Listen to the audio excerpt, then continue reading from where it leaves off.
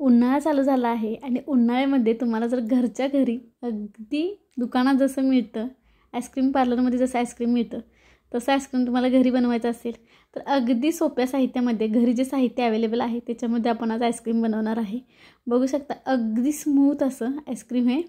तुम्ही एकदा ट्राय करून बघा, तुम्हाला सर्वांना खूप आवडेल. तुम्ही परत दुकानात कधीही आईस्क्रीम घ्यायला जाणार नाही. तर थोडा वेळ नाही घालता या रेसिपीला सुरुवात करूयात. तर इथे बघू शकता मी अर्धा लिटर दूध घेतले. तर हे गाईचे दूध नाही, म्हशीचे दूध आहे. तर प्युअर क्रीमचे जे दूध असते ते दूध घ्यायचं आपण आईस्क्रीम बनवण्यासाठी. तर इथं मी अर्धा लिटरचं पॅकेट आता हे फोडून घेते. तर इथं जाडबुडाची कढई घेतली. शक्यतो कुठल्याही भांड्यात करा, फक्त जाड भांडं घ्या. पातेलं जरी घेतलं तरी जाड पातेलं घ्या. आता काय करूया आपण हे गॅसवरती उकळण्यासाठी दूध ठेवून देऊयात. तर मीडियम फ्लेमवरती आता मी हे उकळण्यासाठी दूध ठेवून देते. दूध उकळते तोपर्यंत आपण ह्यामध्ये अजून काय लागते ते बघूयात. तर दुसरं आपण दूध इथं मी तापवून ठेवलं होतं, त्याच्यामध्ये मी आता त्याच्यातलं दूध मी इथं पाववाटी घेणार आहे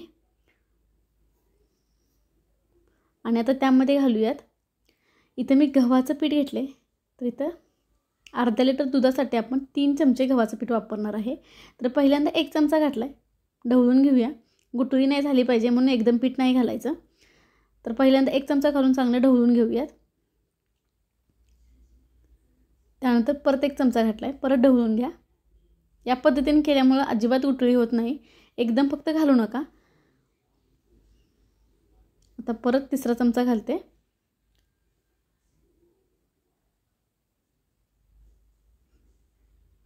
तर छान असं आपण इथं ढवळून घेतले. कुठेही आपण गुठळी अशी राखू द्यायची नाही, छान असं ढवळून घ्यायचं. बघू शकता या पद्धतीने. आणि दूध इथं तापवून थंड झालेलं दूध आहे, कोमट असलं तरी चालेल. तर इथं छान असं आपण आता हे गव्हाचं आणि दुधाचं बॅटर करून घेतले. आता साखर बघा. तर एक उभी वाटी आहे, कुठलीही वाटी घ्या, त्याच वाटीने अर्धी वाटी साखर घ्यायची. साखर पाहू शकता जेवढी सांगितली तेवढीच घ्या, एक्स्ट्रा अजिबात घ्यायची नाही, नाहीतर आईस्क्रीमची चव बिघडते. आता इथं दुधाला पण छान उकळी आले. आता पळीनं छान असं ढवळून घेऊयात. एक 3 ते 4 मिनटानंतर आपण बघूयात. तर बघू शकता 3 ते 4 मिनटांनी दूध बऱ्यापैकी आटलेलं आहे. गॅसची फ्लेम लोच आहे, लो फ्लेमवरतीच मी दूध आटवून घेतले. तर लो फ्लेमवरती आता मी हे दूध छान असं आटवून घेतले. आता आपण साखर घालून घेऊयात. तर बघू शकता वाटी बघा, एवढी वाटी आहे, बरोबर मी अर्धी वाटी आता साखर घातले. आता हे छान अशी साखर आपण यामध्ये विरघळून घेऊयात. अगदी सोपी पद्धत आहे, कुठेही आपल्याला बाहेर जायला लागत नाही. अगदी घरी जे सामान अवेलेबल आहे त्याच्यामध्ये आपण हे आईस्क्रीम बनवू शकतो. तर छान असं आपण इथं साखर ही विरघळून घेतले आणि कढईला जे काही दूध जे आटलेलं आहे ते यामध्ये घालून घ्यायचे. त्याच्यामुळे छान अशी कुल्फीसारखी किंवा आपण जसं बाहेरून आईस्क्रीम आणतो तशी चव येते. तर इथं सतत ढवळत राहायचं म्हणजे खाली दूध लागत नाही आणि छान असं इथं आपलं आईस्क्रीम तयार होतं. आता आपण त्यामध्ये घालून घेऊयात आपण जे गव्हाचं जे पिठाचं जे मिश्रण केलं होतं ते घालून घेऊयात.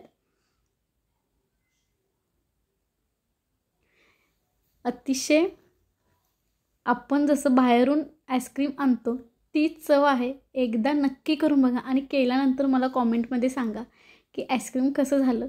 अगदी छान होतं हे आईस्क्रीम. तर आता मी छान असं गव्हाचं पीठ घालून घेतले, ढवळून घेऊयात. तर कन्सिस्टन्सी बघू शकता आता बऱ्यापैकी दुधाला अजून घट्टपणा आलेला आहे. आणि एक 3 ते 4 मिनटं आपण छान असं ढवळून घ्यायचं आणि मग आपण गॅस बंद करून घ्यायचा. तर आता इथं तो एक 2 ते 3 मिनटानंतर परत मी आता गॅस बंद केला आहे. बघू शकता आता हे दूध काय करायचं बघू शकता गॅस बंद केल्यानंतर थंड झाल्यानंतर असा घट्टपणा आलेला आहे. आता आपण हे एका मिक्सरच्या जारमध्ये घालून घेऊयात.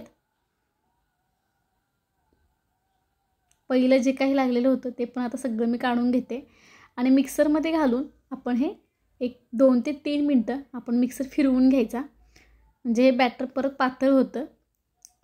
तर पाहू शकता आणि जे काही एखादी गुठळी जर राहिली असेल ती पण यामध्ये निघून जाते. मस्त असं आपलं आता हे आईस्क्रीमचं बॅटर तयार झालं. आता इथं मी एक डबा घेतला आहे, कुठलाही डबा घेऊ शकता तुम्ही. आता इथे त्याच्यामध्ये आपण हे ओतून ठेवूयात.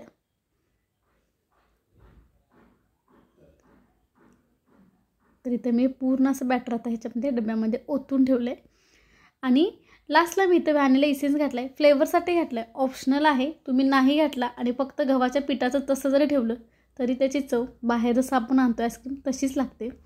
पण थोडीशी चव अजून छान व्हावी म्हणून मी इथे 1 चमचा व्हॅनिला इसेन्स घातला आहे. तुम्ही व्हॅनिला इसेन्सच्या ठिकाणी तुम्ही वेलची पावडर पण घालू शकता. आता वरून एक कागद, प्लास्टिकचा कागद यावरून घालून घ्यायचा, जेणेकरून आईस क्रिस्टल जमू नये म्हणून आपण हा प्लास्टिकचा कागद घालायचा. आणि फ्रीजरमध्ये आता मी एक पूर्ण रात्रभर हे आईस्क्रीम ठेवून देणार आहे, 7 ते 8 तास. आता बरोबर 7 ते 8 तासानंतर आपण चेक करूयात. तर इथं आपलं छान असं आईस्क्रीम आता सेट झालं आहे. आता एकदम हे घट्ट झाले बर्फासारखं, तर आपल्याला ते लगेच काढून घ्यायचं जर तुम्हाला असेल तर काय करायचं की ते कढईमध्ये मी थंड पाणी गेले, थंड पाण्यामध्ये 3 ते 4 मिनटं डबा ठेवून द्यायचा. जास्त वेळ ठेवू नका, नंतर मेल्ट होईल पूर्ण. एक 3 ते 4 मिनटं जरी ठेवलं तर भरपूर आहे.